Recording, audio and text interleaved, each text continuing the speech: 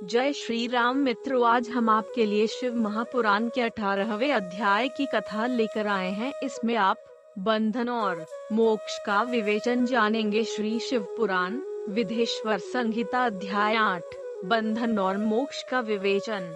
शिव पूजा का उपदेश, लिंगादि में शिव पूजन का विधान, भस्म के स्वरूप का निरूपण और महत्व, शिव एवं गुरु शब्द की व्युत्पत्ति तथा शिव के भस्म धारण का रहस्य। ऋषि बोले, सर्वज्ञों में श्रेष्ठ सूत जी, बंधन और मोक्ष का स्वरूप क्या है, यह हमें बताइए। सूत जी ने कहा, महर्षियों, मैं बंधन और मोक्ष का स्वरूप तथा मोक्ष के उपाय का वर्णन करूंगा।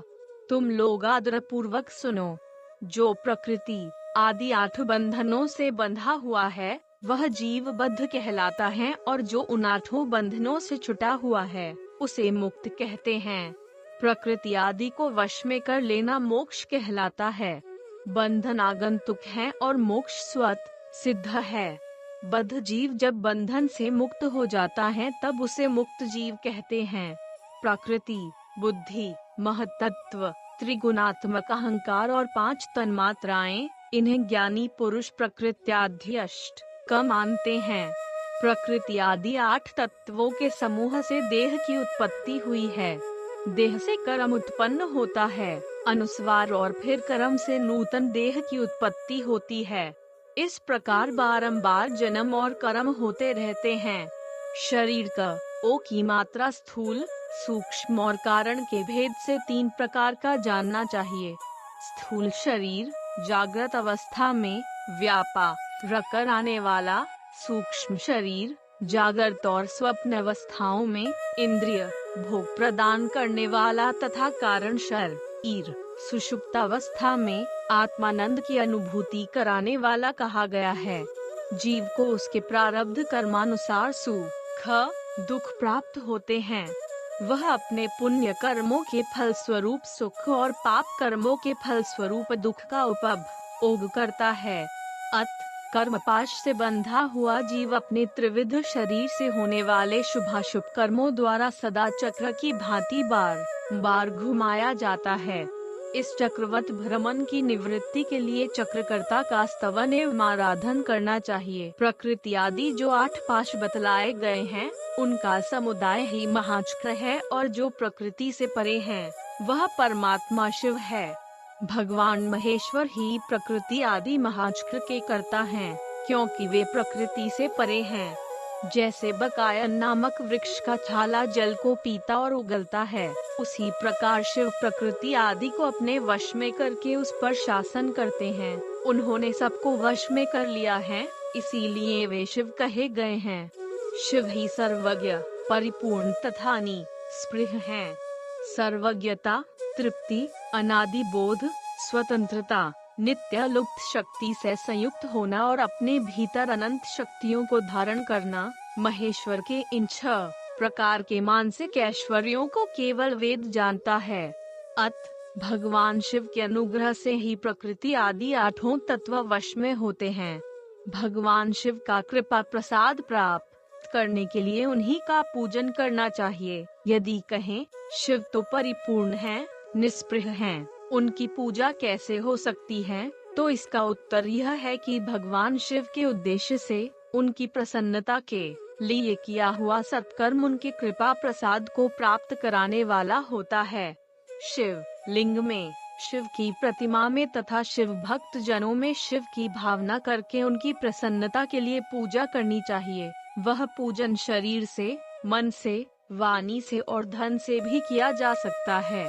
उस पूजा से महेश्वर शिव, जो प्रकृति से परे हैं, पूजक पर विशेष कृपा करते हैं और उनका वह कृपा प्रसाद सत्य होता है। शिव की कृपा से कर्म आदि सभी बंधन अपने वश में हो जाते हैं। कर्म से लेकर प्रकृति पर्यंत सब कुछ जब वश में हो जाता है तब वह जीव मुक्त कहलाता है और स्वात्मा राम रूप से विराजमान होता। परमेश्वर शिव की कृपा से जब कर्म जनित शरीर अपने वश में हो जाता है तब भगवान शिव के लोक में निवास का सौभाग्य प्राप्त होता है। इसी को सालोक्य मुक्ति कहते हैं।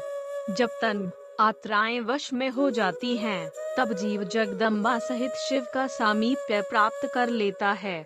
यह सामीप्य मुक्ति है। उसके आयुध आदि और क्रिया आदि सब कुछ भगवान शिव के समान हो जाते हैं। भगवान का महाप्रसाद प्राप्त होने एक ही मात्रा पर बुद्धि भी वश में हो जाती है। बुद्धि प्रकृति का कार्य है, उसका वश में होना साष्टी मुक्ति कहा गया है। भगवान का महान अनुग्रह प्राप्त होने पर प्रकृति वश में हो जाएगी। उस समय भगवान शिव का मानसिक ऐश्वर्य बिना यत्न के ही प्राप्त हो जाएगा। सर्वज्ञता और तृप्ति आदि जो शिव के ऐश्वर्य है, उन्हें पाकर मुक्त पुरुष अपने आत्मा में ही विराजमान होता है। वेद और शास्त्रों में विश्वास रखने वाले विद्वान पुरुष इसी को सायुज्य मुक्ति कहते हैं। इस प्रकार लिंग आदि में शिव की पूजा करने से क्रमश मुक्ति स्वत प्राप्त हो जाती है। इसलिए शिव का कृपा प्रसाद प्राप्त करने के लिए तत्संबंधी क्रिया आदि के द्वार आकार उन्हीं का पूजन करना चाहिए। शिव क्रिया, शिव तप, शिव मंत्र जप, शिव ज्ञान और शिव ध्यान के लिए सदा उत्तरोत्तर अभ्यास बढ़ाना चाहिए।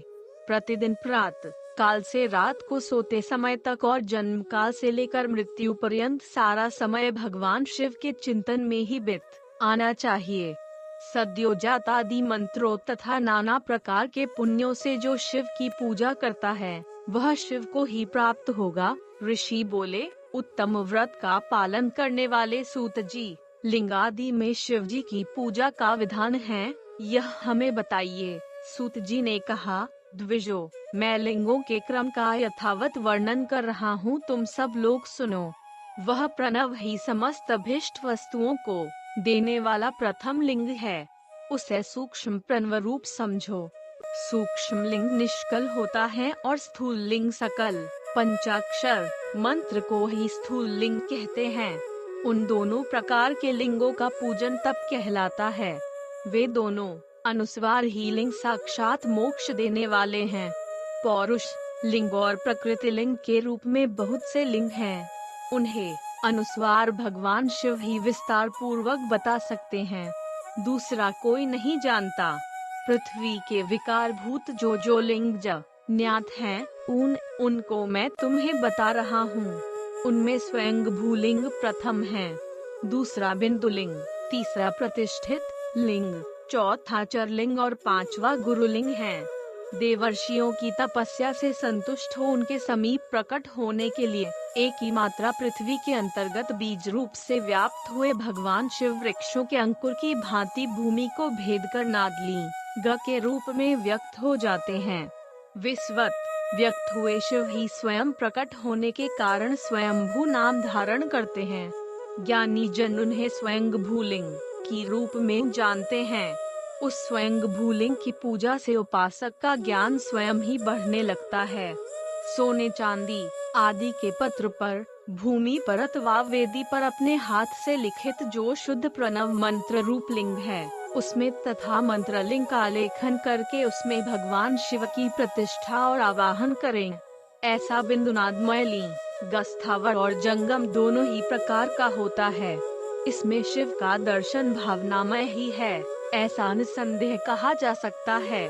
जिसको जहाँ भगवान शंकर के प्रकट होने का विश्वास हो, उसके लिए वहीं प्रकट होकर वे अभिष्ट फल प्रदान करते हैं। अपने हाथ से लिखे हुए यंत्र में अथवा अकृत्रिम स्थावर आदि में भगवान शिव का आवाहन करके 16 उपचारों से उनकी पूजा करें। ऐसा करने से साधक स्वयं ही ऐश्वर्य को प्राप्त कर लेता है और इस साधन के अभ्यास से उसको ज्ञान भी होता है। देवताओं और ऋषियों ने आत्मसिद्धि के लिए अपने हाथ से वैदिक मंत्रों के उच्चारण पूर्वक शुद्ध मंडल में शुद्ध भावना द्वारा जी उत्तम शिवलिंग की स्थापना की है, उसे पौरुष लिंग कहते हैं तथा वही प्रतिष्ठित लिंग कहलाता है। उस लिंग की पूजा करने से सदा पौरुषैश्वर्य की प्राप्ति होती है। महाब्राह्मण और महाधनी राजा किसी कारीगर से शिवलिंग का निर्माण कराकर जो मंत्र पूर्वक उसकी स्थापना करते हैं, उनके द्वारा स्थापित हुआ वह लिंग भी प्रतिष्ठित लिंग कहलाता है, किंतु वह प्राकृत लिंग है न, इसलिए प्राकृत ऐश्वर्य भोग को ही देने वाला होता है। जो शक्तिशाली और नित्य होता है उसे पौरुष कहते हैं तथा जो दुर्बल और अनित्य होता है वह प्राकृत कहलाता है। लिंग नाभि, जिह्वा, नासा प्रभाग और शिखा के क्रम से कटी, हृदय और मस्तक तीनों स्थानों में जो लिंग की भावना की गई है उस आध्यात्मिक लिंग को ही चर लिंग कहते हैं। पर्वत को पौरुष लिंग बताया गया है और भूतल को विद्वान पुरुष प्राकृत लिंग मानते हैं। वृक्ष आदि को पौरुष लिंग जानना चाहिए और गुल्म आदि को प्राकृत लिंग। साठी नामक धान्य को प्राकृत लिंग समझना चाहिए और शाली, अगहनी एवं गेहूं को पौरुष लिंग। अनिमादि 8 सिद्धियों का ओ की मात्रा देने वाला जो ऐश्वर्य है उसे पौरुष ऐश्वर्य जानना चाहिए। सुंदर स्त्री तथा धन आदि विषयों को आस्तिक पुरुष प्राकृत ऐश्वर्य कहत एक ही मात्रा है। चरलिंगों में सबसे प्रथम रसलिंग का वर्णन किया जाता है। रसलिंग ब्राह्मणों को उनकी सारी अभीष्ट वस्तुओं को देने वाला है। शुभ कारक बाणलिंग क्षत्रियों को महान राज्य की प्राप्ति कराने वाला है। सुवर्ण लिंग वैश्यों को महाधनपति का पद प्रदान करने वाला है तथा सुंदर शिवलिंग शुद्धों को महाशुद्धि देने वाला है। एक ही मात्रा स्फटिकमय लिंग तथा बाणलिंग सब लोगों को उनकी समस्त कामनाएं प्रदान करते हैं। अपना न हो तो दूसरे का स्फटिक या बाणलिंग भी पूजा के लिए निषिद्ध नहीं है। स्त्रियों विशेषत सधवाओं के लिए पार्थिव लिंग की पूजा का विधान है। प्रवृत्ति मार्ग में स्थित विग्रवाओं के लिए स्फटिक लिंग की पूजा बताई गई है, परंतु विरक्त विधवाओं के लिए रसलिंग की पूजा को ही श्रेष्ठ कहा गया है। तम व्रत का पालन करने वाले महर्षियों बचपन में, जवानी में और बुढ़ापे में भी शुद्ध स्फटिकमय शिवलिंग का पूजन स्त्रियों को समस्त भोग प्रदान करने वाला है।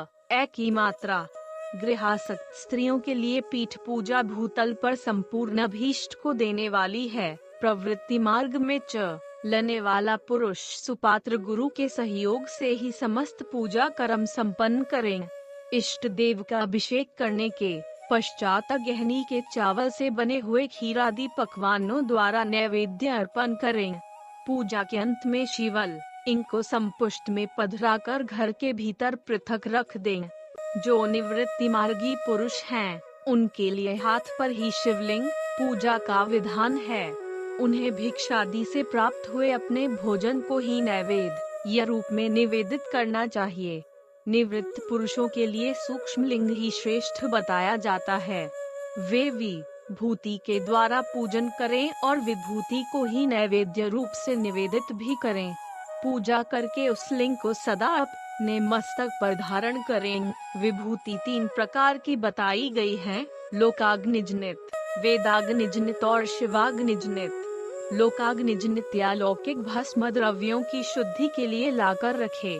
मिटट बड़ी ई की मात्रा लकड़ी और लोहे के पात्रों की, धान्यों की, तिल आदि द्रव्यों की, वस्त्र आदि की तथा पर्युषित वस्तुओं की भस्म से शुद्धि होती है। कुत्ते आदि से दूषित हुए पात्रों की बड़ी ई की मात्रा भस्म से ही शुद्धि मानी गई है। वस्तु विशेष की शुद्धि के लिए यथा योग्य सजल अथवा निर्जल भस्म का उपयोग करना चाहिए। मंत्र और क्रिया से जनित जो होम कर्म है वह अग्नि में भस्म का रूप धारण करता है।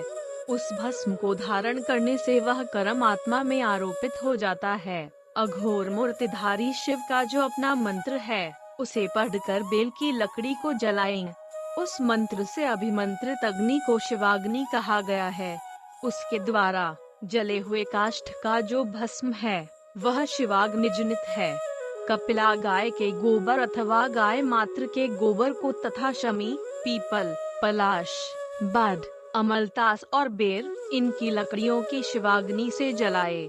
वह शुद्ध भस्म शिवाग्निजनित माना गया है। अथवा कुश की अग्नि में शिव मंत्र के उच्चारण पूर्वक काष्ठ को जलाए। फिर उस भस्म को कपड़े से अच्छी तरह छानकर नए घड़े में भरकर रख दे। उसे समय समय पर अपनी कांति या शोभा की वृद्धि के लिए धारण करें। ऐसा करने वाला पुरुष सम्मानित एवं पूजित होता है। पूर्व काल में भगवान शिव ने भस्म शब्द का ऐसा ही अर्थ प्रकट किया था। आकार, जैसे राजा अपने राज्य में सारभूत कर को ग्रहण करता है, जैसे मनुष्य सत्य आदि को जलाकर, रांधकर, उसक, आकार सार ग्रहण करते हैं, तथा जैसे जठरानल नाना प्रकार के भक्ष्य, भोज्य आदि पदार्थों को भारी मात्रा में ग्रहण करके जलाकर सारतर वस्तु ग्रहण करता और उस सारतर वस्तु से स्वदेह का पोषण करता है, उसी प्रकार प्रपंच करता परमेश्वर शिव ने भी अपने में आधेय रूप से विद्यमान प्रपंच को जलाकर भस्म रूप स एक ही मात्रा उसके सार तत्व को ग्रहण किया है। प्रपंच को दग्ध करके शिव ने उसके भस्म को अपने शरीर में लगाया है। राख, भभूत पोतने के बहाने जगत के सार को ही ग्रहण किया है। अपने शरीर में अपने लिए रत्न स्वरूप भस्म को इस प्रकार स्थापित किया है। आकाश के सार तत्व से केश, वायु के सार तत्व से कटिभाग और पृथ्वी के सार तत्व से घुटने को धारण किया है। इसी तरह उनके सारे अंग विभिन्न वस्तुओं के सार रूप हैं। महेश्वर ने अपने ललाट में तिलक रूप से जो त्रिपुंड धारण किया है, वह ब्रह्मा, विष्णु और रुद्र का सार तत्व है। वे इन सब वस्तुओं को जगत के अभ्युदय का हेतु मानते हैं। इन भगवान शिव ने ही प्रपंच के सार सर्वस्व को अपने वश में किया है। अत इन्हें अपने वश में करने वाला दूसरा कोई नहीं है। जैसे समस्त मृगों का हिंसक मृग सिंह कहलाता है और उसक बड़ी ई की मात्रा हिंसा करने वाला कहलाता है और उसकी हिंसा करने वाला दूसरा कोई मृग नहीं है, अतएव उसे सिंह कहा गया है। शकार का अर्थ है नित्य सुख एवं आनंद, इकार का अर्थ है पुरुष और वकार का अर्थ है अमृत स्वरूपा शक्ति। इन सब का सम्मिलित रूप ही शिव कहलाता है, एक ही मात्रा। अत इस रूप में भगवान शिव को अपना आत्मा मानकर उनकी पूजा करनी चाहिए। अत पहले अपने अंगों में भस्म मले, फिर ललाट में उत्तम त्रिपुंड धारण करें। पूजा काल में सजल भस्म का उपाय ओघ होता है और द्रव्य शुद्धि के लिए निर्जल भस्म का। गुणातीत परम शिव राजस आदि सविकार गुणों का अवरोध करते हैं, दूर हटाते हैं, इसलिए वे सबके गुरु रूप का आश्रय लेकर स्थित हैं। गुरु विश्वासी शिष्यों के तीनों गुणों को पहले दूर कर के फिर उन्हें शिव तत्व का बोध कराते हैं, इसीलिए गुरु कहलाते हैं। गुरु की पूजा परमात्मा शिव की ही पूजा है। गुरु के उपयोग से बचा हुआ सारा पद अर्थात शुद्धि करने वाला होता है। गुरु की आज्ञा के बिना उपयोग में लाया हुआ सब कुछ वैसा ही है जैसे चोर चोरी करके लाई हुई वस्तु का उपयोग करता है। गुरु से भी विशेष ज्ञानवान पुरुष मिल जाए तो उसे भी यत्न पूर्वक गुरु बना लेना चाहिए। अज्ञान रूपी बंधन से छूटना ही जीव मात्र के लिए साध्य पुरुषार्थ है, एक ही मात्रा। अत जो विशेष ज्ञानवान है वही जीव को उस बंधन से छुड़ा सकता है। जन्म और मरण रूप द्वंद्व को भगवान शिव की माया ने ही अर्पित किया है। जो इन दोनों को शिव की माया को ही अर्पित कर देता है वह फिर शरीर के बंधन में नहीं पड़ता। जब तक शरीर रहता है तब तक जो क्रिया के ही अधीन है वह जीवबद्ध कहलाता है। स्थूल, सूक्ष्म और कारण तीनों शरीरों को वश में कर लेने पर जीव का मोक्ष हो जाता है, ऐसा ज्ञानी पुरुषों का कथन है। माया चक्र के निर्माता भगवान शिव ही परम कारण हैं। वे अपनी माया के दिए हुए द्वंद्व का स्वयं ही परिमार्जन करते हैं। अत शिव के द्वारा कल्पित हुआ द्वंद्व उन्हीं को समर्पित कर देना चाहिए। जो शिव की पूजा में तत्पर हो वह मौन रहे, सत्य आदि गुणों से संयुक्त हो तथा क्रिया, जप, तप, ज्ञान और ध्यान में से एक एक का अनुष्ठान करता रहे। ऐश्वर्य, दिव्य शरीर की प्राप्ति, ज्ञान का उदय, अज्ञान का निवारण और भगवान शिव के सामीप्य का लाभ, ये क्रमश क्रिया आदि के फल है। निष्काम कर्म करने से अज्ञान का निवारण हो जाने के कारण शिव भक्त पुरुष उसके यथोक्त फल को पाता है। शिव भक्त पुरुष देश, काल, शरीर और धन के अनुसार यथा योग्य क्रिया आदि का अनुष्ठान करें। न्यायोपार्जित उत्तम धन से निर्वाह करते हुए विद्वान पुरुष शिव के स्थान में निवास करे।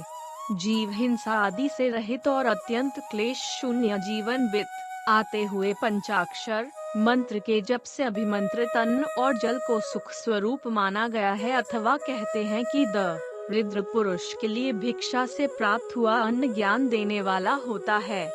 शिव भक्त को भिक्षान्न प्राप्त हो तो वह शिव भक्ति को बढ़ाता है। शिव योगी पुरुष भिक्षान्न को शंभु सत्र कहते हैं। जिस किसी भी उपाय से एक ही मात्रा जहाँ कहीं भी भूतल पर शुद्ध अन्न का भोजन करते हुए सदा मौन भाव से रहे और अपने साधन का रहस्य किसी पर प्रकट न करे, भक्तों के समक्ष ही शिव के महात्म्य प्रकाशित करें। शिव मंत्र के रहस्य को भगवान शिव ही जानते हैं, दूसरा नहीं। ओम नमः शिवाय।